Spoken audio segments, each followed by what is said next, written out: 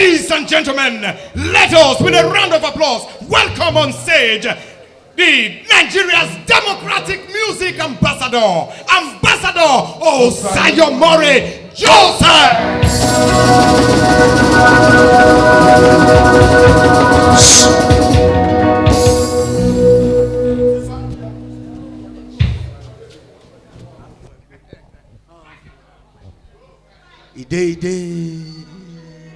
Thank you very much. Thank you very much.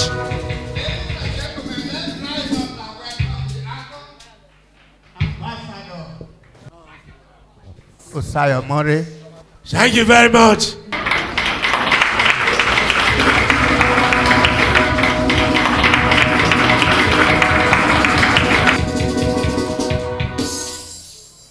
Thank you very much.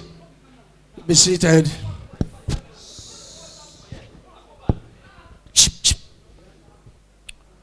Thank you very much. Welcome to my show. A professor of letters, medicine, name it, they are all doctors. Musicians, we are doctors of Bomari. If you are a good furniture maker, you are a doctor. And the medical world, Dr. Osayomore, I am a doctor. A very good organizer is a doctor. Whatever you do that will sell you across the world automatically makes you a doctor.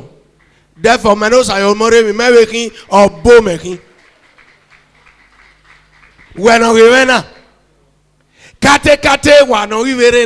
Those of you of these last 20 years, 15 years, 10 years, you are all doctors in your own right. Great musicians you are. A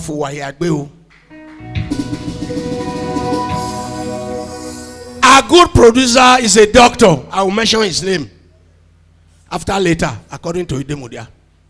Osayomore making or bow making. Kabo imedanuwa yabo. Kabo imedanuwa. Kamada na bo na bogbe. Kabo imedanuwa. Imedanuwa yabo. Kabo imedanuwa. Kamada na bo na bogbe. Kabo imedanuwa. Imedanuwa yabo. Kabo imedanuwa. Namada no bo no bogbe. Kabo imedanuwa. Imedanuwa yabo. Kabo imedanuwa. Namada no bo no bogbe. Kabo imedanuwa ya. Imedanuwa o yabo. Kabo imedanuwa. Namada no bo no bogbe. Kabo imedanuwa. Imedanuwa yabo. Kabo imedanuwa. Namada no bo no bogbe. Ededome imedanuwa ya. Imedanuwa o dedome. Namari aga ne dio no grano. Namada ne dio ne dio gbe. Kabo imedanuwa. Imedanuwa yabo. Kabo imedanuwa. Namada no bo no bogbe. Iwe gome imedanuwa ya. Imedanuwa o ya gome. Namari aga ne dio gbe. Namada ne dio gbe. Kabo imedanuwa. Imedanuwa yabo. Kabo imedanuwa. Namada no bo no bogbe. Ededome imedanuwa ya. Idanuwa ya o dedome. Namari aga ne dio gbe. Namada ne dio gbe. Kabo imedanuwa. Imedanuwa yabo. Kabo imedanuwa.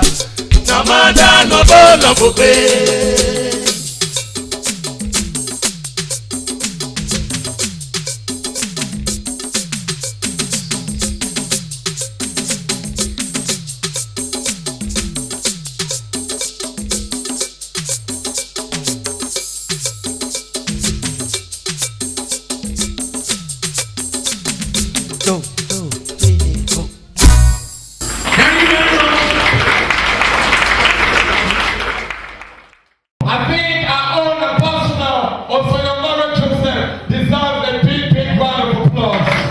He is energetic, he is risky, and he is lively. He deserves a big round of applause. Praise the Lord, praise the Lord. And again, one man that keeps surprising us in the agencies of Benin for his undiluted and unflinching support to the growth of entertainment. Put your hands together for Comrade Tony Kaplanta. I can see a mother in a million here. She saw me from what I call the beginning of it all. She is Mrs. Oyegwe. I want the manager and the costumania to please bring her to the very, very forefront where I'm sitting here. I want to see her seated so that I can see her face. What she started at the beginning have materialized. Please, Mrs. Oyegwe, bring her to my front where I am here now. Manager! Mrs. Oyegwe, please take her to the front. I want to be seeing her face.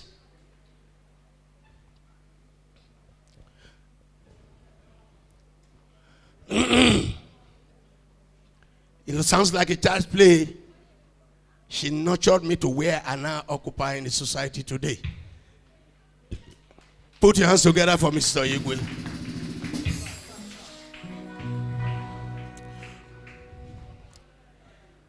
I want to start from home.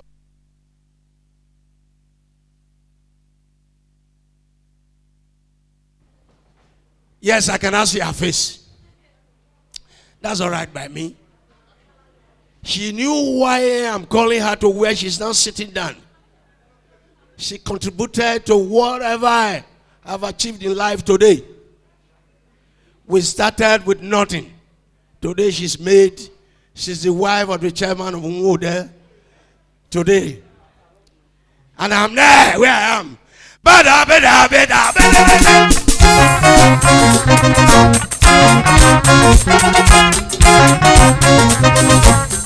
Urare non the faith. Oba no dey go transfer. Urare non the faith. Oba no dey go transfer. Urare non the faith. Oba no dey go transfer. Oba no dey go transfer. Oba no dey go transfer. Oba no dey go transfer. Oba no dey go transfer. Olu no dey go transfer. Oba no dey go transfer. Obi no dey go transfer. Oba no dey go transfer. Oba no dey go transfer. Oba no dey go transfer. He say, Urare non the faith. Oba no dey go transfer.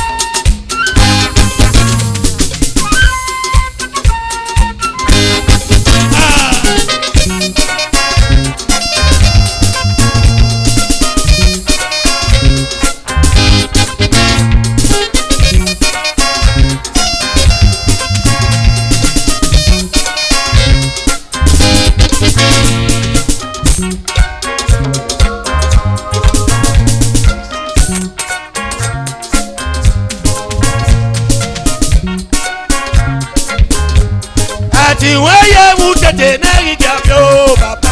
Oye kede. Oye kede.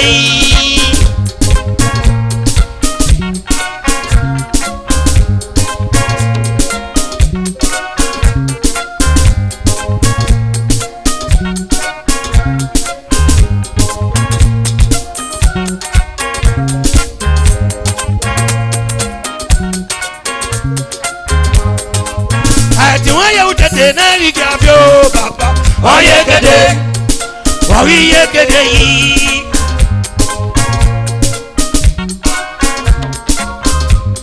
Aduwa ya wuta tenari gabi baba Oye kede.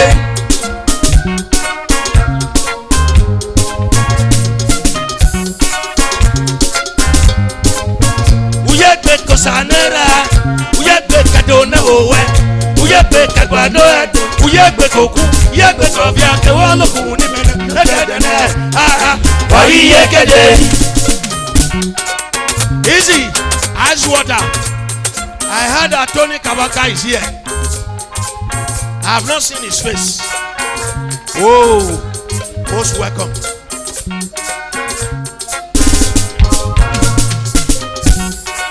That's my mother.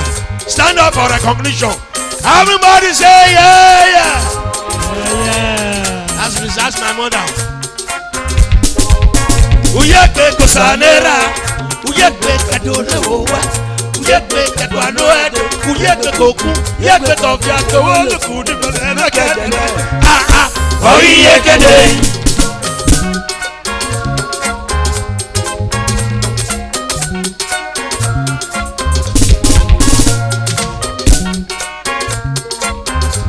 Ati waya wutete na igabio omo. Oye kede.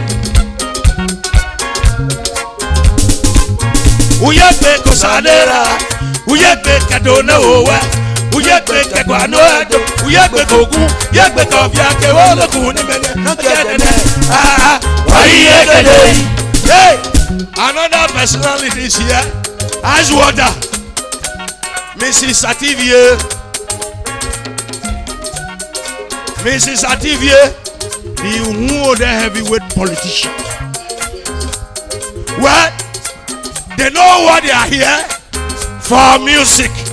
Have you known so?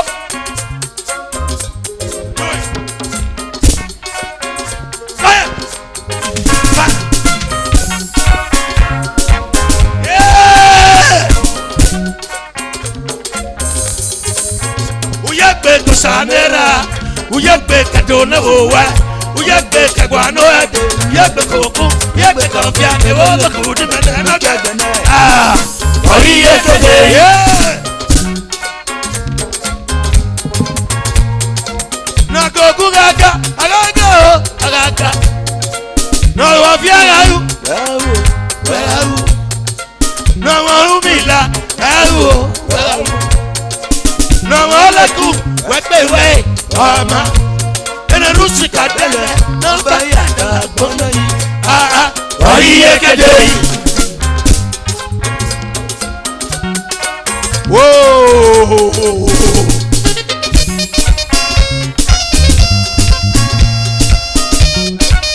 Okwere. Oh, fuegbe.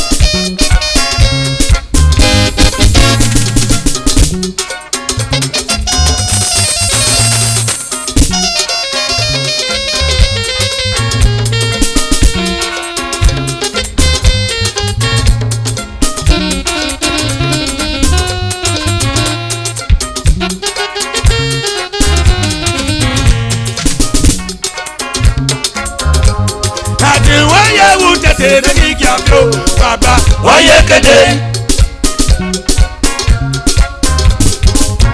uyekbe kusanera, uyekbe kadona owa, uyekbe kagwano edo, uyekbe koku, uyekbe kofia ke wolo kuni menena kede. Oye kede.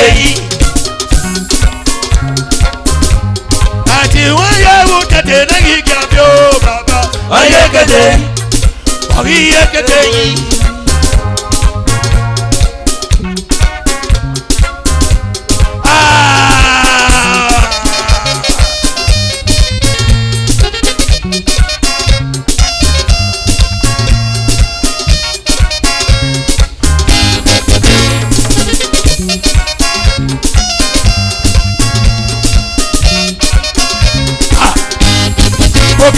Okikalebe ye.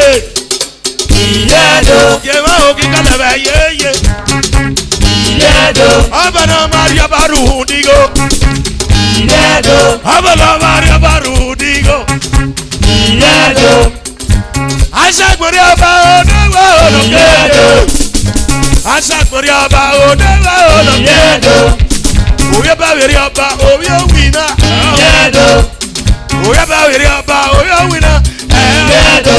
Abuyi, abito. Iledo. Abuyi, abito. Iledo. Abana Maria Ariaba Mamba. Iledo. Abana Maria Ariaba Mamba. Iledo. Abana Maria Ariaba Mamba. Ah, orara na the faith. Abana de go transfer. Orara na the faith. Abana de go transfer. Somebody here, Emma Mecca. Abana de go transfer. Somebody here, Emma Mecca. Abana de go transfer. Abana Rusalu Mema Doge. Abana de go transfer. Secure, Emma Mecca. Abana de go transfer. Endina Mema Doge. Abana de go transfer. Endina Mema Doge. Abana de go transfer. Bonoria Suma Emma Mecca. Abana de go transfer. Esokman Mema Doge. Abana de go transfer. Audio way Mema Doge. Abana de go transfer. Endowene Wuwa Mema Doge. Abana de go transfer. Edie Dome Mema Doge. Abana de go transfer. Edie Dome Mema Doge. Abana de go transfer. Iya Saba Mema Doge. Abana de go transfer. Enenga kage nelamu iyo wina wokipoba. Enenga kage nelamu tawaneru naga samamba. Kage nelamu tawaneru naga samamba. Abaza do iyo wina o rado. Abatarase. Abatarase. Agbida yuwelo kuwagae. Abatarase. Uwede uwebo yema. Abatarase. Uwede uwebo yema. Abatarase. Abatarase. Abatarase. Agbida yuwelo kuwagae amo. Abatarase. Agbida yuwelo kuwagae amo.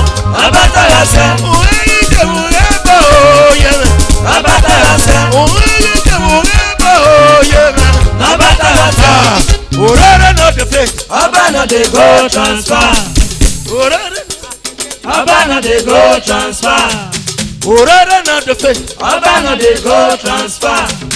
Orara not the faith. Abana de go transfer. Obi not the go transfer. Abana de go transfer. Olu not the go transfer. Abana de go transfer. Obi not the go transfer. Abana de go transfer. Me I say, Orara not the faith. Abana de go transfer. Me I say, Orara not the faith. Abana de go transfer. Me I say, Orara not the faith. Abana de go transfer. Thank you very much. Thank you very much, Ambassador Osayomore. You see, the reason why I'm a bow is this. A bow that conjure money. You know what? Whatever you do, and you are able to get there, you are a bow. That's why I say my first prayer is for a bow. Not so. One thing will pain me small in all of this. One thing pain me. This thing. It go pain everybody. Because all these many years, some 80, some 90, some even 100 and what have you. Do you know the years where you take enjoy inside of this thing? Very small. Agmote Salo. Egena gbe use. Opolokpe. Una they look this crowd so. And I want blame my eye. Agmote Salo, but egena gbe use. Opolokpe.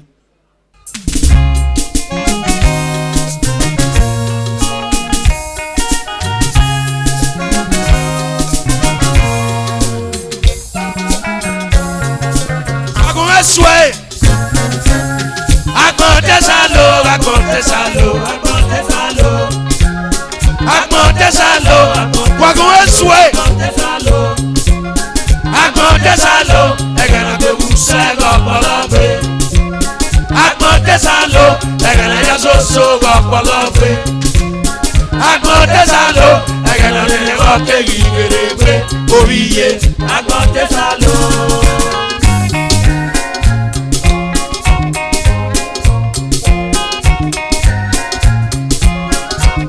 Easy, I remember. You see, I'm sharing tears. At the time I wrote this song, it was the most difficult time of my life. I thought I would not survive. Agbọ̀ntẹ́sálò, ọ̀tẹ́sálò. Agbọ̀ntẹ́sálò, gẹ̀lẹ́tẹ́sálò, gẹ̀lẹ́tẹ́sálò. Agbọ̀ntẹ́sálò, ẹ̀gẹ̀nà gbẹ̀wù sẹ́gọ̀ ọ̀pọ̀lọ́gbẹ̀. Agbọ̀ntẹ́sálò, ẹ̀gẹ̀nà yasoso ọ̀pọ̀lọ́gbẹ̀. Agbọ̀ntẹ́sálò, ẹ̀gẹ̀nà rẹ̀ wọ́n kékeré pé oríye. Wàmúẹ̀. Agbọ̀ntẹ́sálò, agbọ̀ntẹ́sálò, agbọ̀ntẹ́sálò. Wagun esue. Agbọ̀ntẹ́sálò, agbọ̀ntẹ́sálò, agbọ̀ntẹ́sálò. Agbọ̀ntẹ́sálò, Ẹ̀gẹ̀nà gbẹ̀wù sẹ́gọ̀ ọ̀pọ̀lọ́gbẹ̀. agbọ̀ntẹ́sálò, Ẹ̀gẹ̀nà yasoso ọ̀pọ̀lọ́gbẹ̀. Agbọ̀ntẹ́sálò, ẹ̀gẹ̀nà rẹ̀ wọ́n kékeré pé oríye. agbọ̀ntẹ́sálò.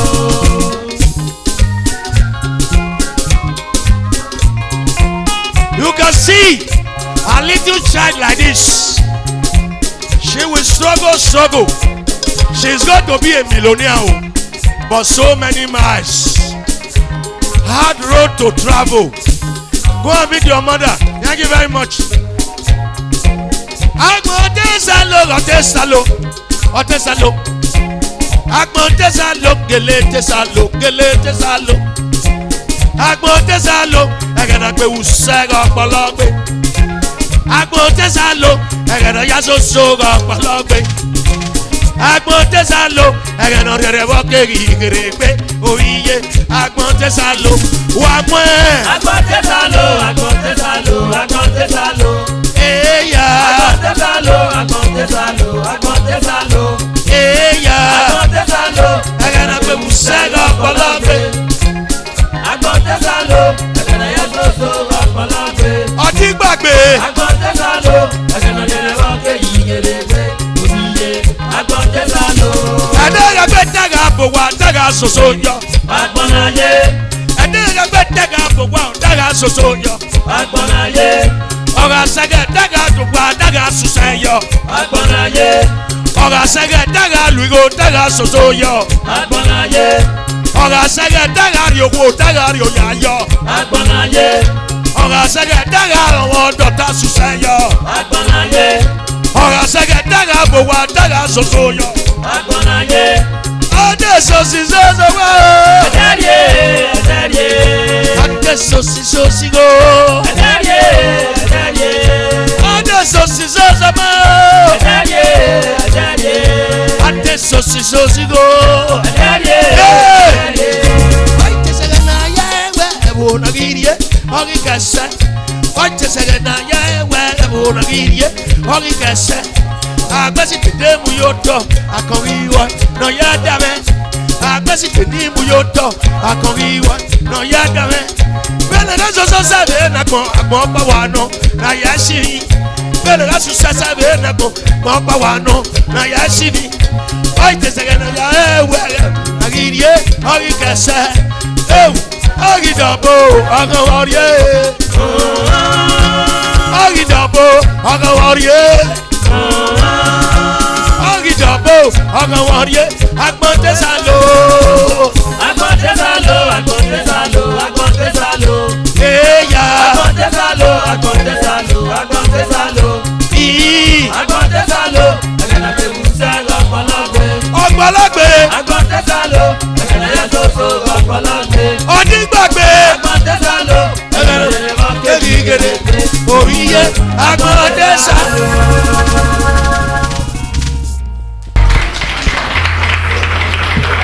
Thank you. I wrote a song that puzzled the entire Edo land. This song, funny, But yet, it is true. I wrote a song. I know my mother knows. She's not my biological mother, but she's very close to that.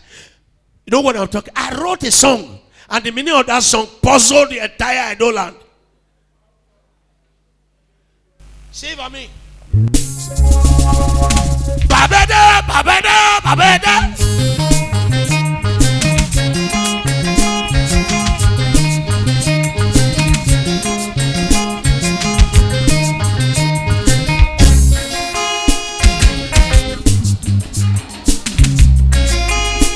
Can I hear you say yeah? Ah, babeda, babeda.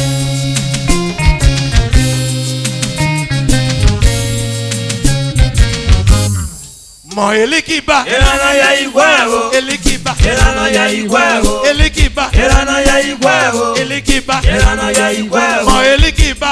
Uruenda na mwana sumegia, ekaba kake yegwa nuwere, emadagi ma papa. Irana ya igweo, Mo elikiba, uruenda na mwana sumegia, ekaba kake yegwa nuwere, emadagi ma papa. Irana ya igweo, Mo elikiba, ibe mwade elikiba, ekaba kake yeni boku.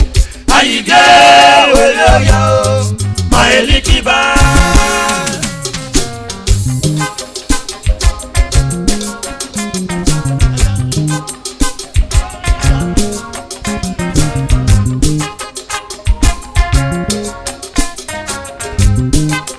Yeni yogi. Osane.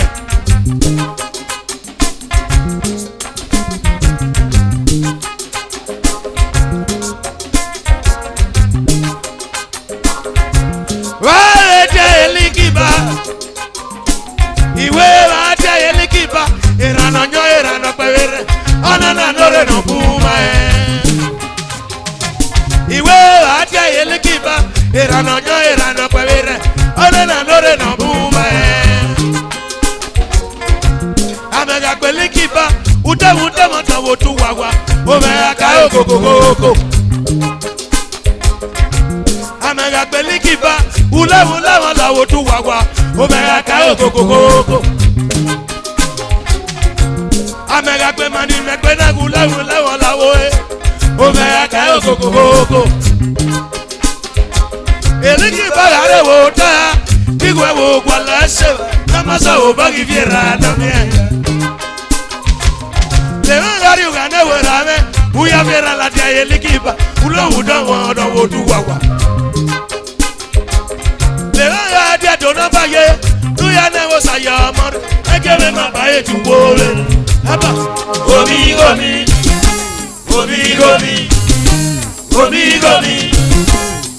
Gomi. Ma elikiba.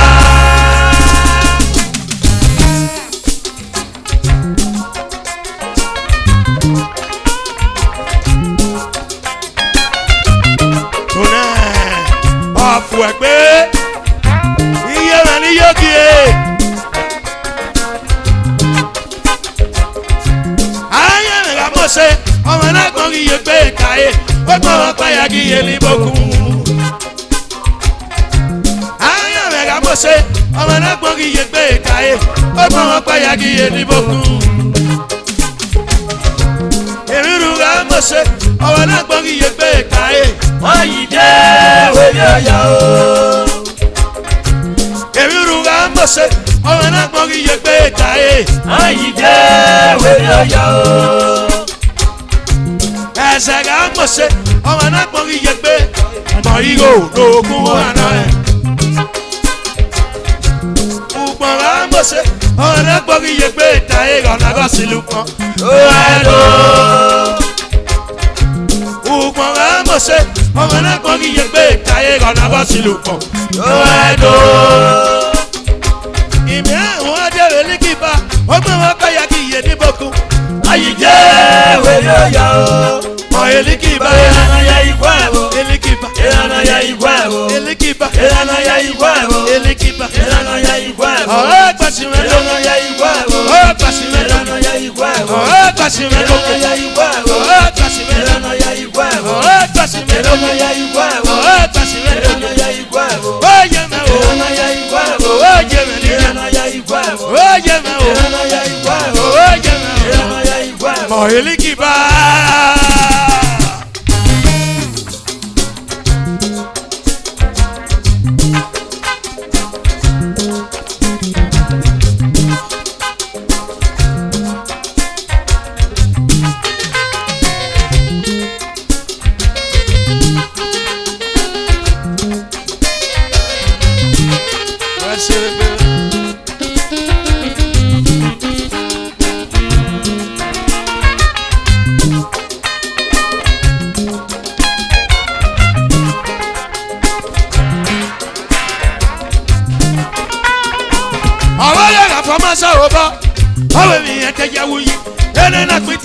Osayomore.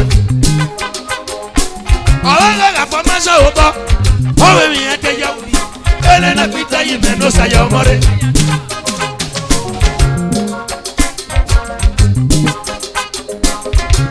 Aye me ga mose. Owa na gbogi ye gbe tae. Ogbo mo pa ya ki ye nibo. Aye me ga mose. Owa na gbogi ye gbe tae. Ogbo mo pa ya ki ye nibo. Ọmọ náà gbọ́ iye gbé. Ayíde wẹ̀yẹ yá o. Èrúrú ká ń bọ̀sẹ̀. Ọmọ náà gbọ́ iye gbé káyé. Ayíde wẹ̀yẹ yá o. Ìmẹ̀ ìwọ́ dẹ̀rẹ̀ lẹ́kìfà. Ó gbé wọn bá ya kí iye ní bọ̀kú. Ayíde wẹ̀yẹ yá o. Mọ̀ ẹlẹ́kìfà. Ìlànà ya ìwọ ẹ̀wọ̀. Ọ̀sà ọ̀sà mẹ́. Ìlànà ya ìwọ ẹ̀wọ̀. Ìlànà ya ìwọ ẹ̀wọ̀.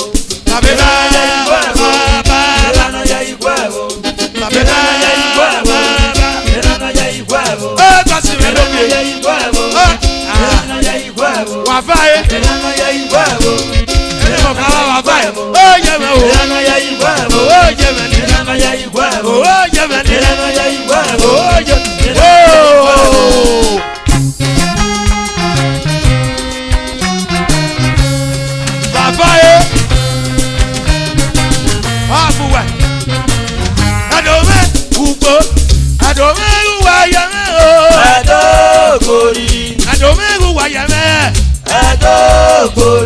Adomegu wa yame. Adogori. Gbọ̀n wọ̀ ya yìí fẹ́ kó nu wa wẹ́wẹ́ náà. Adogori. Ni màá rí fún ni màá rí mọ́. Adogori. Ni màá rà fún ni màá rà mọ́. Adogori. Ni màá rí mú ni màá rí mọ́. Adogori. Gbọ̀n wọ̀ ya yìí fẹ́ kó nu wa wẹ́wẹ́ náà. Adogori. Àwọn àgàkú kẹ́mi ẹ̀ nọ rere. Adogori. Àwọn àgàkú kẹ́mi ẹ̀ nọ rere. Adogori. Ogenu me wumie na si ye na ko. Adogori. Ogenu me wumie na si ra na ko. Adogori. Ogenu me wumie na si ye na ko. Adogori. Ti ma ri bu ti ma ri mo. Adogori. Ti ma ri bu ti ma. Wo. Adogori. Adogori. Adogori. Adogori. Adogori.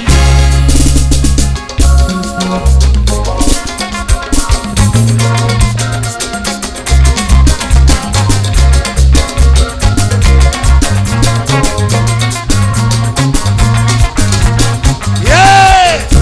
Oyigele yebe. Oyigele. Ababu wa jama se no bato. Oyigele. Oyigele yebe. Oyigele. Ababu wa jama se no lado. Oyigele. Oyigele yebe o yebe o. Ababu wa jama se no lado. Oyigele. Oyigele yebe. Oyigele o. Ababu wa jama se no lado. Oyigele. Akibola oge fame. No dada de no have ga he. Oyigele. Akibola oge fame. No daga de no have ga he. Oyigele. Ada merega gwere. Kema buwa kema sena gatwe. Oyigele. Ada merega gwere. Kema buwa kema sena gatwe. Oyigele. Madra Capagoma, hey, I walk one eater here. Oyele. Madra Capagoma, Nabuwe. I walk one pusita here. Oyele. I give one out, give a man. No, they had no heavy. Oyele. Ogelede, no doubt, I know ya. I'm work a month and all that. Oyele. Oyele yegbe, oyele. Ababu work a month and all that. Oyele. Oyele yegbe, oyele. Ababu work a month and all that. Oyele. Oyele yegbe, oyele. Ababu work a month and all that. Oyele. Be one assassin. Oh, get you. Oh, get you. Oh, get you. Oh, get you. Oh, get you. Oh, get you. Oh, get you. Gerade na vanya na bakwa. Oh, get you. Gerade na vanya na bakwa. Oh, get you. Oh, made meri. Oh, get you. Ona yiga gaga ni yeme. Oh, get you. Ogwele ni yeye ogwele ni yipina toka jowa. Oh, get you. Na de ugewe gichi beto. Oh, get you. Ugewe gichi beto. Oh, get you. Gerade na vanya na bakwa. Oh, get you. Oh, get you. Amade meri. Oh, get you. Ona yiga gaga ni yeme. Oh, get you. Ogwele ni gaga ogwele ni yipina toka jowa. Oh, get you. Ugewe gichi. Oh, get you. Oh, get you. Oh, get you. Oh, get you.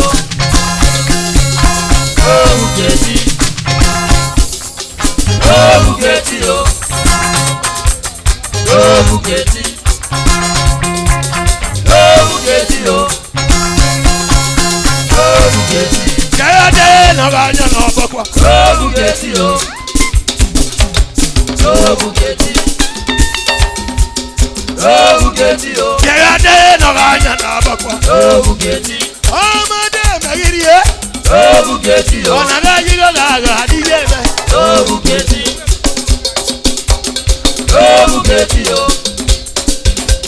Oh, get you.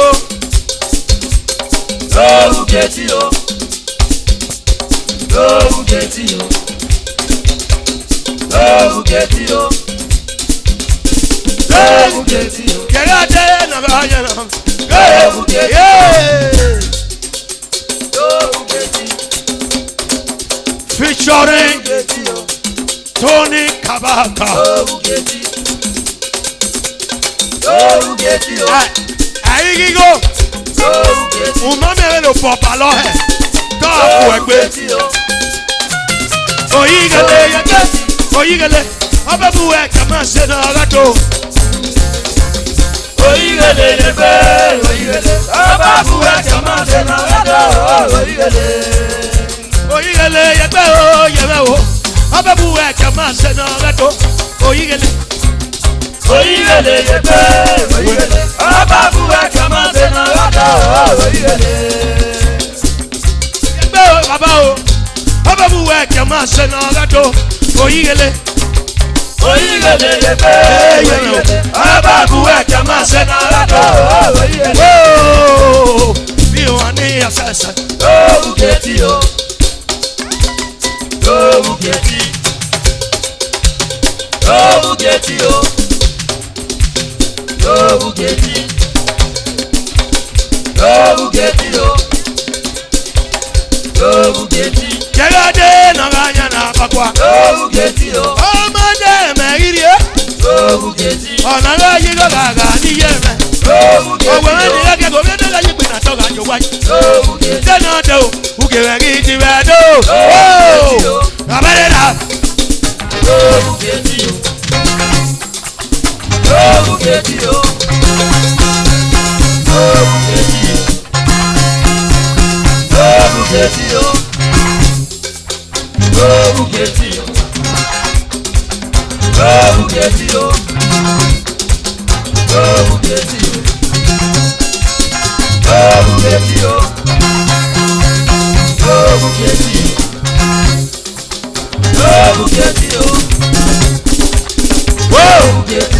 Oyigele yegbe, oyigele, ababuwe kama se na gado, oyigele. Oyigele yegbe. Thank you very much. Ababuwe kama se na gado. Thank you very much. Oyigele yegbe o yeme o, ababuwe kama se na gado, oyigele. Oyigele yegbe, oyigele, ababuwe kama se na gado, oyigele. Bi o wani asasa. Lobu keti o. Lewu kechi. Lobu keti o. Yalate noganya na makwa. Lobu keti. Lobu keti o. Lobu keti. Lobu keti o. Lobu keti. Lobu keti o. Thank you very much. Thank you very much. Thank you. Can we, my brothers are here. Put in something. Please stay with me. You ain't got nothing yet. We're coming in. Everybody say yeah. We're coming. I am Chief Osayomore Tenegiabi Obadolagmoyi of Benin Kingdom. To call this one live on stage, I want to say it's an understatement because every weekend, Ambassador Osayomore Joseph is live on stage. You will see the difference. You see the disparity, a very long disparity, wide disparity between what you have seen today and what others are doing. You must have this album. Don't borrow it, don't give it to any other person, don't steal it. You must get your copy of this album. My name is Upemudia Osagede, once Subsidiary to the Oba of Benin. I really want to thank Osayomore Joseph for still keeping this music on.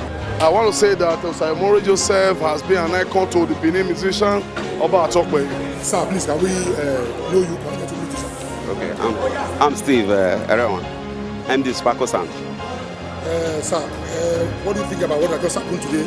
To start with, we are very happy to have you in the house, and you are a guru in the marketing industry. You have seen several live on stage. What do you think about this particular one? This one is so special, very marvelous. Like Osayomore Joseph, I knew him for years. Yeah, I've never disappointed anybody. He's too great.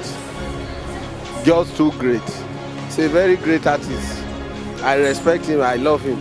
About Osayomore Joseph, I've been a superstar. I knew him way back '82 when he sang Efewedo. Up to today, he's still superstar. Great superstar we have in the music industry. He's a great musician of his kind. Thank you. Yeah, it was very, very fantastic. I happen to have been in Universal Studios in Hollywood, in Los Angeles, and I see how they perform there. It's just, they use technical technology to bring them to that standard. But himself doing it physically, and otherwise, still giving over 100%. It's good. I know him for over 30 years ago, before I even left for US. And I met him in US too, where he was performing. So it's indeed very much alive. We thank God for his life.